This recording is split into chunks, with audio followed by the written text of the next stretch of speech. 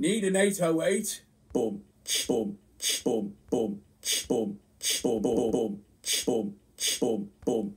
Hey guys, what's happening? It's Dean from Electronisounds. Doug from Thesoundtestroom doesn't know it yet, but we just collabed in Beatmaker 3. Check it out.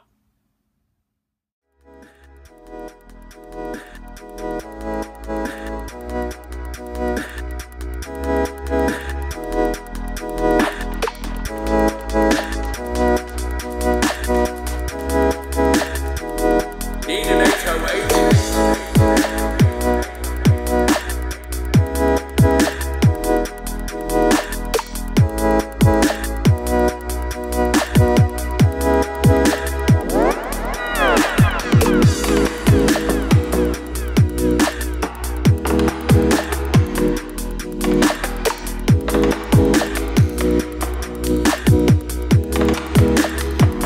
Need an 808?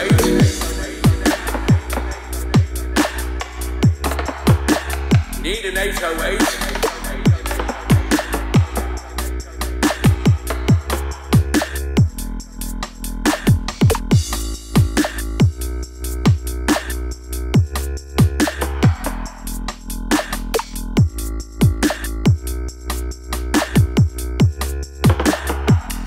Need an 808?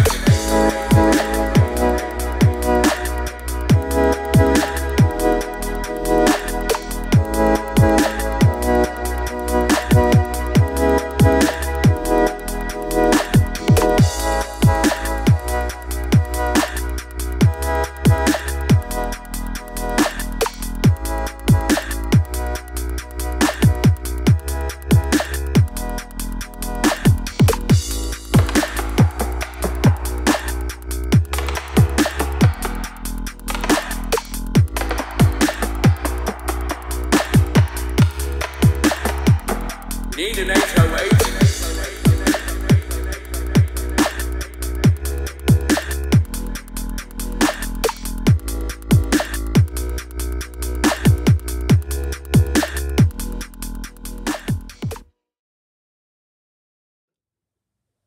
I did it! I was able to make a really nice sounding playable instrument out of looping a tiny little section of Doug's voice.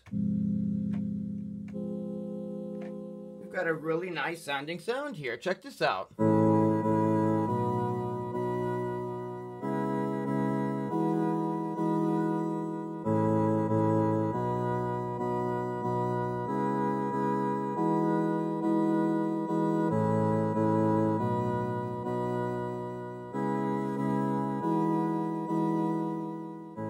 I've done some pretty serious EQ work on this sound to get it to my liking. I've used 2 EQs to do so. I've also added a very slight bit of compression to just keep the sound a little bit even. And I've added the pump house effect from Audio Damage to give a little bit of pumping. And it sounds like this.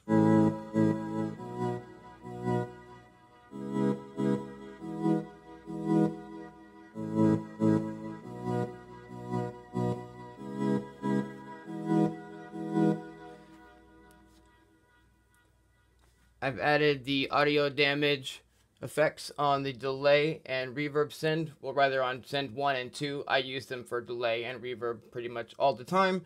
I use Dubstation 2 as my delay, and I use EOS 2 as my reverb.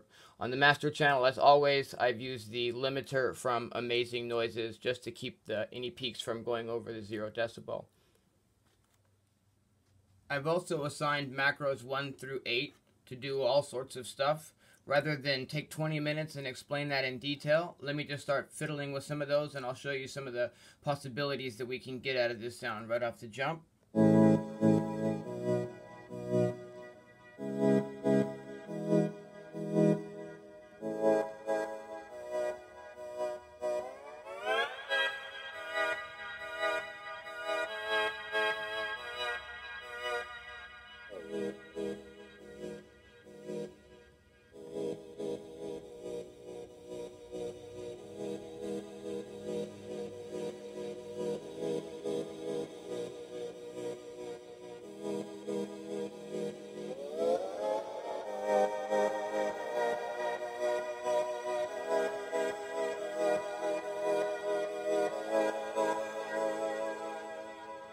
So as you can hear, we can get quite a bit of variety in the sound because I've taken the time to assign the macros creatively. Take the time to assign those macros creatively, guys. It's going to pay out in the long run. Okay, so I want to show you guys what this little sample of Doug's voice sounds like if we're not looping it. If we take the loop off to no loop, you'll hear that it's just a tiny little snippet. Just a tiny little syllable of him going to say something or other. But when we put that loop on and activate the crossfade, I mean, this is really awesome, you guys. I also have some percussion sounds that I trimmed out.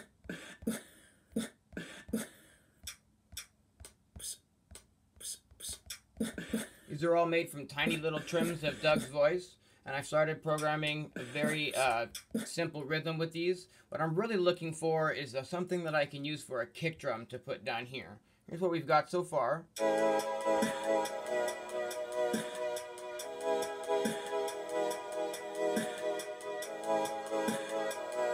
So kind of just a basic hi-hat rhythm with a little bit of snare action on it. Looking for that kick drum still. I want to show you guys how I'm actually trimming out the individual samples here. So here I've got a folder full of my just raw recordings of the live stream. And I'll take one of these and I'll drop it onto a pad, right? We'll go into the sampler view. And here we have all sorts of good stuff. We'll just hop into the edit screen and start scoping this out, you know? Okay. Beats. Oh, wait, what? Beats. We've already got it. There, right there. Check it out. Whoop. Beats.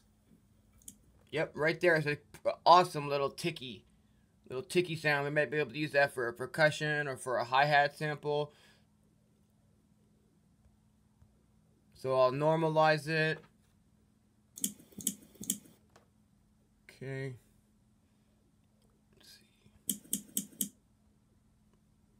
Yeah, trim that. We'll do a select. I'll grab a bunch of it. At the end, we'll do a fade out twice to try to eliminate some of the noise that's coming through on the original recording. Take off that zero snap and do a select. Delete that. Zoom in a little. Okay, good deal. Take the select off. Get right in here with the start point. We'll trim that, get right in there, and we'll fade in. And there we have it. That's what I'm doing. I'm just going through, and anything that sounds cool or usable, I'll pull that out. I'll do a save. We'll call this like Doug, you know, whoops, percussion, you know, 7 or something. And then I'll just continue doing that. Alright, so something interesting has happened, and I'm actually really glad that this has happened so we can go over something like this. My original challenge to myself here was to create a piece of music, a track, using nothing but the samples from Doug's live stream that I could trim out and create into sounds. I'm still struggling to find that kick drum, so this is sort of the part in this session where I think it's important to recognize that you can just cut your losses on a challenge. I wasn't able to find a kick drum sample, something to use in the live stream for a kick drum sample that I'm happy with. So I just happened to load up one of the drum kits that I've made inside of Beatmaker 3 previously, and immediately I thought it sounded really fantastic with what we've got here already. And I think it's important sometimes to go with what sounds good rather than what your original intention might have been, and kind of let the music have a life of its own. So this is what I've got.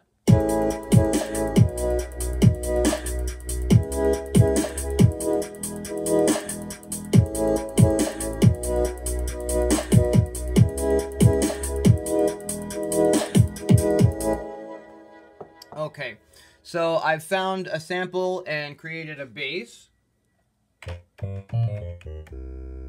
It's called sound design, you ding dong! And we've added those drums. This is is just a drum kit that I had created inside of Beatmaker 3 previously with some samples from Electronisounds.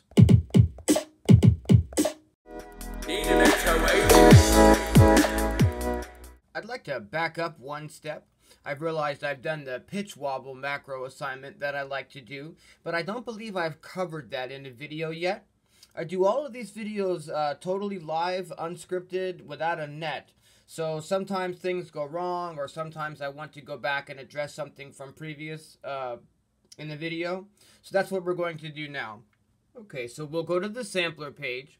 I do find this a little odd here. When I assign macros to say the tuning here, and like the gain, the numbers, and the saturation, the macro number shows up here. But the way that we're going to do this routing is on the fine tuning, and you see that there's no macro here, but our assignment is really this fine tuning here. So follow me. We're going to double click on the fine tuning, okay? We're going to click modulate, and we're going to click LFO, and it's already assigned to LFO1. If it wasn't, we would choose new LFO. And then in the modulations page, you can open that LFO.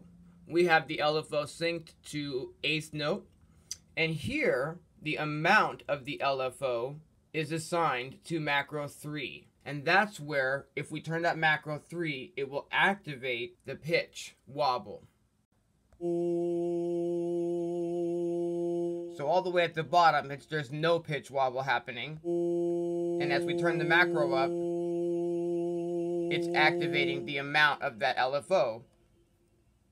And it is moving and wobbling the fine tuning.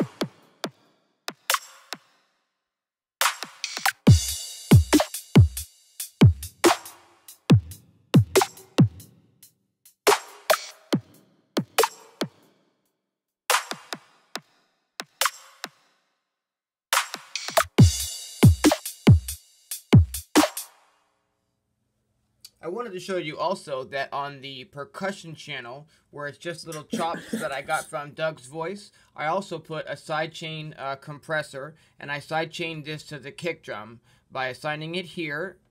Okay, and let's see, this is the drum kit on D1, and I wanted to assign it to the kick drum, which is on pad number 1, and now we're sidechaining to the kick drum with these settings. It's a 3-to-1 ratio, just a really gentle ducking every time the kick drum hits, and it'll help the kick drum punch through this percussion stuff. So when I play this, you'll see a little tiny bit of ducking here. And this represents when the kick drum is hitting, and it's pushing the volume down on this track just a little bit. And I want to remind you that this is all just sounds that I made from chip chops out of Doug's voice. Pretty cool. I found another really neat little crinkly sound, and I want to show you what I'm doing here. And then you pierce that right there. That's super cool.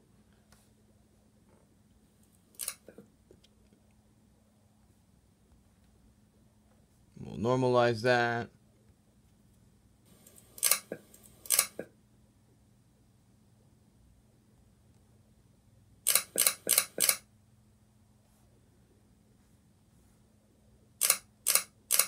You get the idea. You just need to go through and find the cool stuff. Oh yeah. I also want to show you the Doug sound that I would have used for the kick drum had I not gone ahead and just used the drum kit that I had previously made in here. I do have a pretty solid transient percussion from Doug's voice, and if we just detune this an octave, we're a lot more in kick territory here. It wasn't punching through the way that I would want it to punch through, so I ended up going with the other. But it's not as though it wasn't possible to do this. You know what I mean? So I just wanted to show that. Let's see if we can get into some pretty crazy sound design here. Okay, so there's a sample of Doug that I trimmed out, right? We're going to take it from not looped to loop alternated. We'll click here to adjust the actual loop points. And let's see what happens.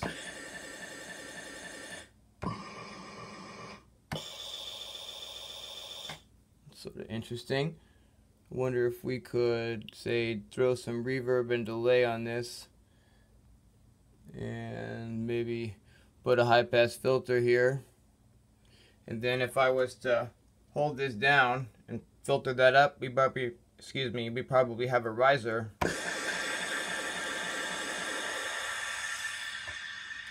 Sure enough, that's a pretty decent riser right there. Gotta get creative with it. I've got a really creative idea if we can get these samples out of here and use them in my laptop in Ableton Live. So that's what we're going to do. Let's go ahead and open up our Dropbox.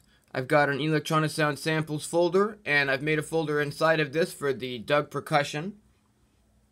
Now we're going to click the edit button, and we're just going to select all of the little chops that I've made from Doug's voice.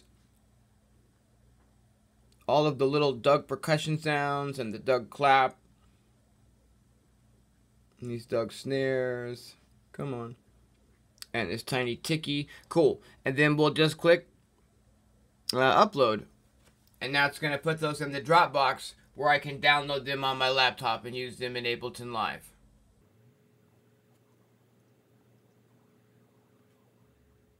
Here we are in Ableton Live on my laptop.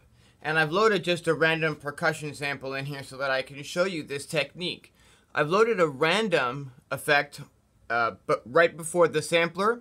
We've turned the chance up to 100 and the choices to 24. Now check this out. You see how the pitch is changing randomly when I hit this? I'm only hitting just the same button at the same velocity. And it's giving us this really organic sound that's changing pitch, just randomly. We're going to try to import Doug's vocal samples and do something very similar to this. Actually, do this, rather.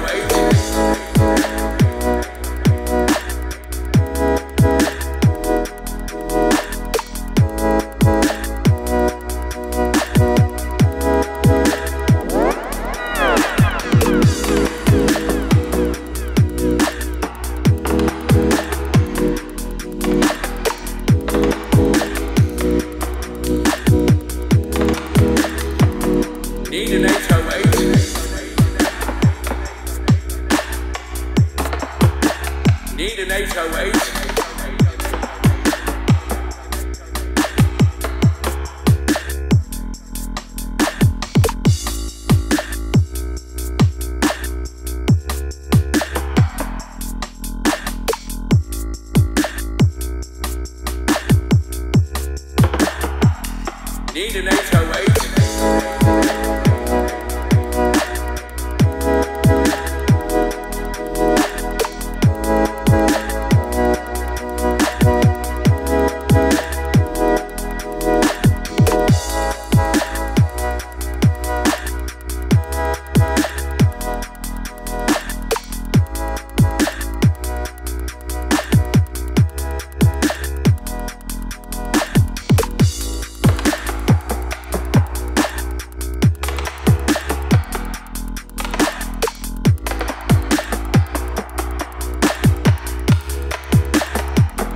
Need an 808.